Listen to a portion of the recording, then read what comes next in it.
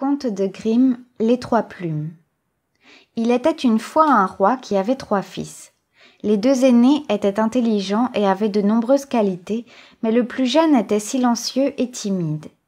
Sa grande naïveté l'avait fait surnommer Simplet. Le roi, devenu vieux et sentant ses forces l'abandonner, songea à sa mort prochaine et pensa que le moment était venu de choisir celui de ses fils qui lui succéderait sur le trône. Il les fit appeler et leur dit : « Partez de par le vaste monde. Mon trône reviendra à celui de vous qui me rapportera le plus beau tapis qui ait jamais été tissé. » Pour éviter qu'une discussion ne s'élève entre ses fils, il les fit venir devant son château, prit 3 plumes, les jeta en l'air et dit : « Chacun de vous partira dans la direction indiquée par ces plumes. » L'une s'envola vers l'est, l'autre vers l'ouest, et la 3e retomba à terre. Les aînés partirent dans les directions indiquées, se moquant du pauvre Simplet qui se trouvait condamné à demeurer là où était tombée la 3e plume. Tout triste, le jeune garçon s'assit, méditant sur son malheureux sort. Tout à coup, il remarqua à côté de la plume une trappe. Il la souleva, aperçut un escalier, en descendit les degrés et se trouva bientôt dans les profondeurs de la terre.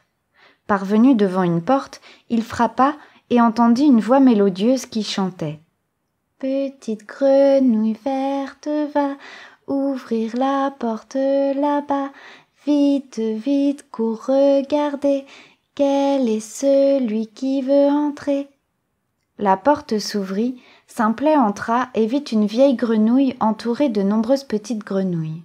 Lorsqu'elle apprit que le jeune homme était à la recherche du plus beau tapis du monde, elle appela une jeune grenouille et lui dit : « Petite grenouille verte, va, apporte-moi cette boîte là-bas, pour qu'au jeune prince je puisse donner ce qu'il est venu chercher. » La vieille grenouille ouvrit la boîte que la petite grenouille avait apportée et en sortit un tapis si merveilleux qu'une fée seule aurait pu en tisser un semblable. Simplet l'accepta avec reconnaissance et s'en revint au château. Ses 2 frères, convaincus que leur benjamin était trop naïf pour rapporter un tapis vraiment beau, avaient pensé : « Le châle de fête de quelques bergères sera amplement suffisant. » Ils achetèrent un châle brodé à une jeune fermière et le rapportèrent au roi, tandis que Simplet arrivait porteur de son magnifique tapis. En le voyant, le roi stupéfait déclara : « Mon royaume revient de droit au plus jeune de vous. » Mais les aînés n'eurent de cesse que leur père ne fût revenu sur sa décision. « Il est impossible, dirent-ils, que Simplet monte sur le trône. Il n'a pas tout son bon sens, comment pourrait-il gouverner ?» Le roi déclara alors que lui succéderait celui de ses fils qui lui rapporterait le plus bel anneau qui fût au monde. Et comme il l'avait fait précédemment, il jeta les 3 plumes en l'air.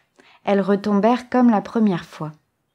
Les fils aînés s'en allèrent, l'un vers l'est, l'autre vers l'ouest. Simplet descendit de nouveau trouver la vieille grenouille et lui exposa qu'il devait, cette fois, rapporter à son père le plus bel anneau du monde.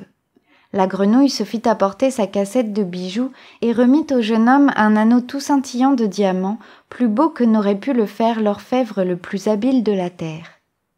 Les aînés, persuadés que leur benjamin ne parviendrait même pas à trouver un anneau d'or, ne prirent pas la peine de rechercher un bijou finement ciselé. Ils se contentèrent de ramasser le premier anneau de cuivre qu'ils trouvèrent et le rapportèrent au roi.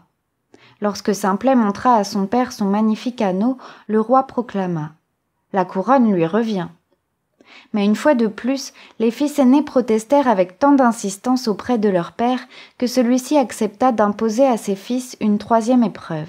« Celui de vous qui ramènera la plus belle épouse, leur dit-il, me succédera sur le trône. » Il jeta de nouveau les 3 plumes en l'air et elles prirent les mêmes directions que les fois précédentes.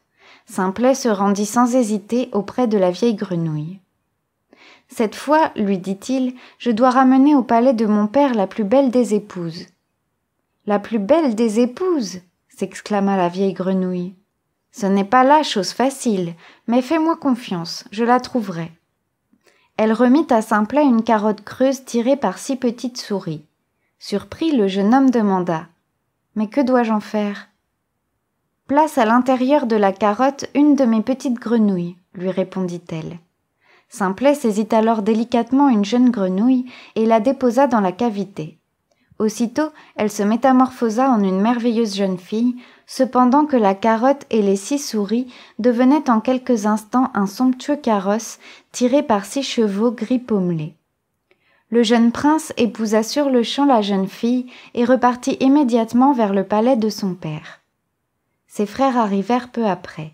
Comme les fois précédentes, ils ne s'étaient pas donné beaucoup de peine pour trouver des jeunes filles vraiment belles, ils s'étaient contentés de ramener de jeunes paysannes rencontrées en chemin.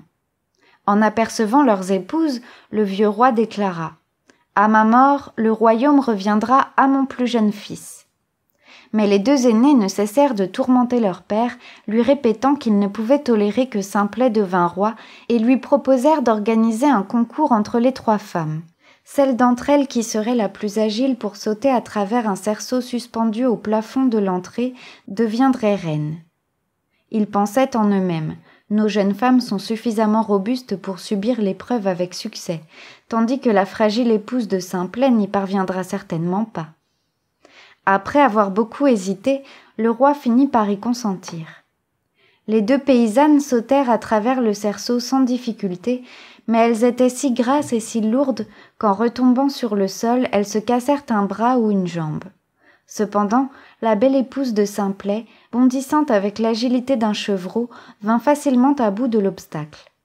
À la mort de son père, Simplet devint roi et régna pendant de nombreuses années avec une grande sagesse pour la plus grande satisfaction de ses sujets.